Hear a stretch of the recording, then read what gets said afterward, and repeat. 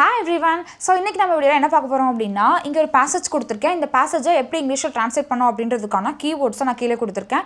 இந்த keywords use பண்ணி தான் இன்னைக்கு நம்ம அந்த passage-ஐ இங்கிலீஷ்ல ட்ரான்ஸ்லேட் பண்ண போறோம். ஓகே?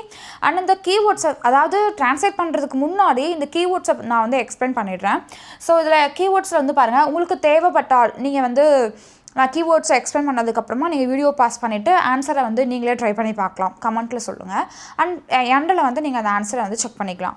ஓகே, ஸோ கீவேர்ட்ஸ் பாருங்கள். ஃபஸ்ட் ஒன், இந்த சென்டென்ஸில் இந்த பேசேஜில் எங்கே கொஞ்சமா அப்படின்னு சொல்கிறோமோ அந்த இடத்துல வந்து சம் அப்படின்னு சொல்லி யூஸ் பண்ணலாம். இதே எங்கெல்லாம் ஆக்ஷன் வேர்டு வருதோ, இந்த பேசேஜில் எங்கெல்லாம் ஆக்ஷன் வேர்டு வருதோ அந்த இடத்துல வந்து வேர்ப் செகண்ட் ஃபார்ம் வந்து யூஸ் பண்ணணும். அடுத்தது இந்த பேசேஜில் எங்கே வந்து ஒரு விஷயத்துக்கு பதிலாக அதற்கு பதிலாக அப்படின்னு சொல்லி யூஸ் பண்ணுறோமோ அந்த இடத்துலலாம் வந்து இன்ஸ்டெட் ஆஃப் யூஸ் பண்ணணும். இது வந்து ஜென்ரலாகவே வந்து ஒரு விஷயத்துக்கு பதிலாக அதற்கு பதிலாக அப்படின்னு சொல்கிற இடத்துல நம்ம இன்ஸ்டெட் ஆஃப் யூஸ் பண்ணலாம். அடுத்தது நான் குழப்பிக்கிட்டேன் அப்படின்னு சொல்லி சொல்லுவோம் இல்லையா, அது வந்து மிக்ஸ் அப் அப்படின்ற ஃப்ரேசல் வெர்ப் வந்து யூஸ் பண்ணலாம் அந்த இடத்துல. அடுத்தது முடியுமா, சொல்ல முடியுமா, செய்ய முடியுமா, எங்கே இருக்குதுன்னு சொல்ல முடியுமா அப்படிலாம் கேட்போம் இல்லையா. ஸோ அந்த இடத்துல ஒரு விஷயம் செய்ய முடியுமா சொல்ல முடியுமான்னு கேட்குற இடத்துல கேன் யூஸ் பண்ணி கொஸ்டின் கேட்கலாம். ஸோ அந்த சென்டென்ஸோடைய ஸ்ட்ரக்சர் எப்படி இருக்கும் அப்படின்னா கேன், சப்ஜெக்ட், அப்புறம் வேர்ப் செகண்ட் ஃபார்ம் வந்து இருக்கும். அடுத்தது ஒரு என்க்ளோஸ்டு பிளேஸ், அதாவது ஏதாவது ஒரு மூடப்பட்ட இடமா இருக்கும் இல்லையா, அதுக்குள்ளே ஒரு பொருளை வைக்கிறேன், ஒரு பாக்ஸோ இல்லை ஏதாவது ஒன்று ஒரு ரேக்கோட ட்ராயரோ, ஸோ அதை வந்து ஓப்பன் பண்ணி அதுக்குள்ளே என்க்ளோஸ்டு பிளேஸ்க்குள்ளே ஒரு பொருளை எடுக்கிறேன் அப்படின்னு சொல்லும் பொழுது, ஸோ அதுக்குள்ளே வைக்கிறேன் அப்படின்னு சொல்லும்போது அந்த இடத்துல வந்து புட் இன் டூ வந்து யூஸ் பண்ணணும். ஓகே, ஸோ இப்போ இந்த பேசேஜ் இதில் வந்து புட் அப்படின்றது வந்து ஒரு ஆக்ஷன் வேர்டு தான். அந்த புட் அப்படின்ற வேர்டை வந்து பாஸ்டில் இருந்துச்சு அப்படின்னாலும் செகண்ட் ஃபார்மும் புட் தான், தேர்ட் ஃபார்மும் வந்து புட் தான். First form, second form, third form மூணுமே வந்து புட் அதுதான் யூஸ் பண்ணணும். ஓகே, ஸோ அப்போது இந்த இடத்துல இது வந்து ஆக்ஷன் வேர்டு, அந்த ஆக்ஷன் வந்து பாஸ்ட் சிச்சுவேஷனாக இருந்துச்சு அப்படின்னா அதுக்கும் நம்ம புட் அப்படி தான் யூஸ் பண்ணுவோம். சரியா? டன். ஸோ இப்போது இந்த பேசேஜை இங்கிலீஷில் ட்ரான்ஸ்லேட் பண்ணலாம். இப்போது ஃபஸ்ட்டு சென்டென்ஸ் பாருங்களேன், கொஞ்சம் சுகர் ஆட் பண்ணு அப்படின்னு சொல்லியிருக்கு. இது என்ன அப்படின்னா இம்பரேட்டிவ் சென்டென்ஸ் அப்படின்னு சொல்லி இங்கிலீஷில் சொல்லுவாங்க. அதாவது கொஞ்சம் சுகர் ஆட் பண்ணு அப்படின்ற போது இதில் எடுத்த உடனே மோஸ்ட் ஆஃப் த சென்டென்ஸ் நம்ம ட்ரான்ஸ்லேட் பண்ணும்பொழுது பிகினிங்கில் வந்து நம்ம சப்ஜெக்ட் போட்டு நம்ம எழுதணும் இல்லையா.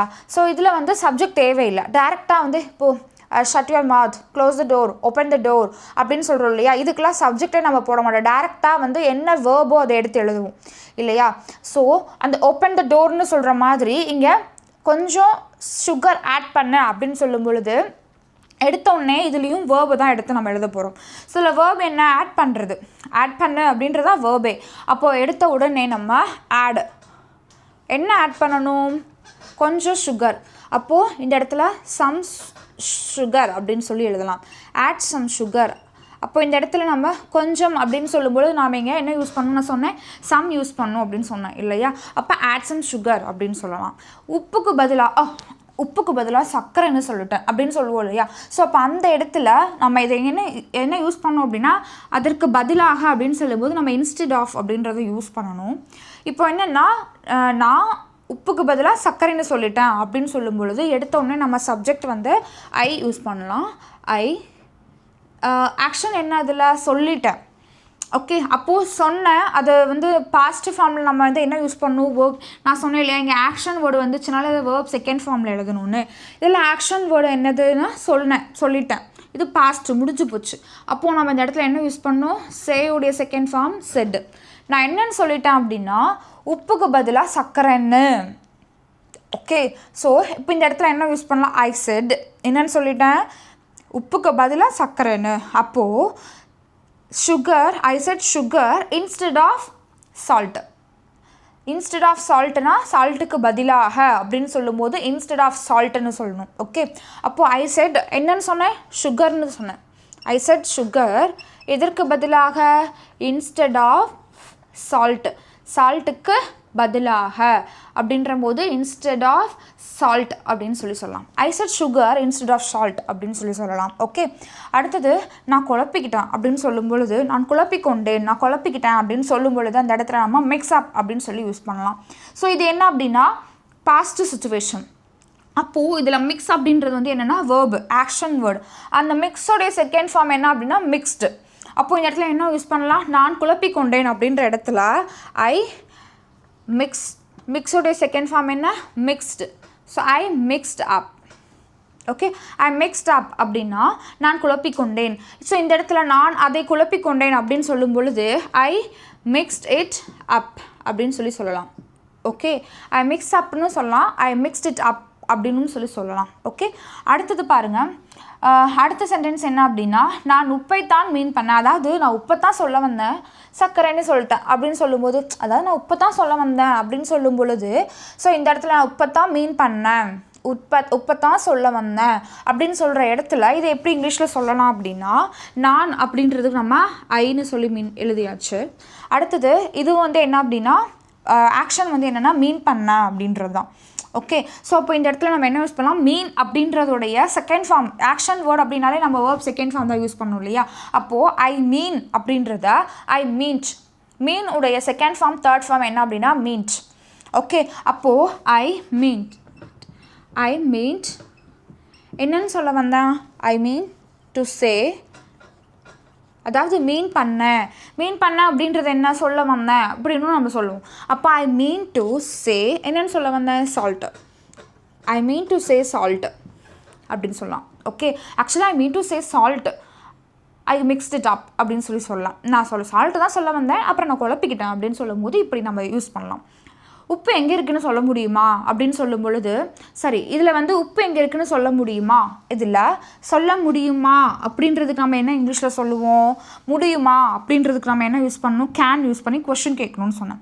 So can subject verb first form use பண்ணணும் அப்படின்னு. அப்போது இந்த இடத்துல நம்ம எடுத்த உடனே கேன், அடுத்தது என்னது, உப்பு எங்கே இருக்குதுன்னு சொல்ல முடியுமானா ஆப்போசிட் இருக்கவங்கள்ட்ட தான் நம்ம கேட்போம். அப்போ நம்ம இங்கே இங்கிலீஷில் என்ன யூஸ் பண்ணுவோம், can you. Okay, can you tell me. Okay, can you tell me என்ன சொல்ல முடியுமா, உப்பு எங்கே இருக்குன்னு. ஓகே, அப்போ நம்ம இந்த இடத்துல என்ன யூஸ் பண்ணலாம், வேர் த சால்ட் இஸ். ஆக்சுவலாக இந்த இடத்துல வேர் இஸ் த சால்ட்டுனால சொல்லணும், நீங்கள் ஏன் வேர் த சால்ட் இஸ் அப்படின்னு சொல்லி எழுதுறீங்க அப்படின்னா, நீங்கள் வெறுமனே சால்ட் எங்கே இருக்குது அப்படின்னு சொல்லி கேட்டால் வேர் இஸ் த சால்ட் அப்படின்னு சொல்லலாம். ஆனால் சால்ட் எங்கே இருக்குன்னு சொல்ல முடியுமா அப்படின்னு கேட்கும்போது can you tell me where the salt is அப்படின்னு தான் எழுதணும், வேர் இஸ் த சால்ட்டுன்னு எழுதக்கூடாது. Okay, so can you tell me where the salt is அப்படின்னு சொல்லலாம். ஆனால் நம்ம பேச்சு வழக்கில், நம்ம தமிழில் எப்படி பேச்சு வழக்கு இருக்கோ அது மாதிரி ஆங்கிலத்துலேயும் பேச்சு வழக்கு இருக்குது. அப்போ இந்த இடத்துல நம்ம can you tell me where is the salt அப்படின்னு நம்ம கேட்போம். பட் ஆனால் கிராமட்டிக்கலாக can you tell me where the salt is அப்படின்னு தான் கேட்கணும். ஓகே, அடுத்த சென்டென்ஸ் பாருங்கள். அவள் அதை நேற்று அந்த பெட்டிக்குள் வைத்தாள் அப்படின்னு சொல்லியிருக்கு. அப்போது இந்த இடத்துல அவள் அப்படின்றதுக்கு ஷீ. Okay, she. அடுத்து அவள் வைத்தாள், இதில் ஆக்ஷன் என்ன அப்படின்னா வைத்தாள், அதுதான் வந்து ஆக்ஷன். ஸோ ஒரு விஷயத்துக்குள்ளே வைத்தார்கள் அப்படின்னு சொல்லும்போது அந்த இடத்துல நம்ம என்ன யூஸ் பண்ணணும், புட் இன்டூ யூஸ் பண்ணணும் அப்படின்னு. ஸோ புட் இன்டூ யூஸ் பண்ணும் பொழுது ஷி புட், எதை வைத்தாள், அதை. ஸோ இந்த இடத்துல சால்ட்டுன்னு மீன் பண்ணலாம். அதை அப்படின்னு சொல்லும்போது ஷி புட் தட், அதுக்கப்புறம் தான் இன்டூ யூஸ் பண்ணணும். இல்லைனா இந்த இடத்துல தட்டுக்கு பதிலாக சால்ட்டுன்னு மீன் பண்ணுறோன்னா she put the salt into அப்படின்னு சொல்லலாம். ஷி புட் தட் இன்டூ, எதற்குள், அந்த பெட்டிக்குள். She put that into that box. She put that into that box, இல்லைன்னா she put that into the box அப்படின்னு சொல்லலாம். She put that into the box. So இந்த இடத்துல தட்டுக்கு பதிலாக நம்ம ஷி புட் த சால்ட் அப்படின்னு சொல்லலாம்.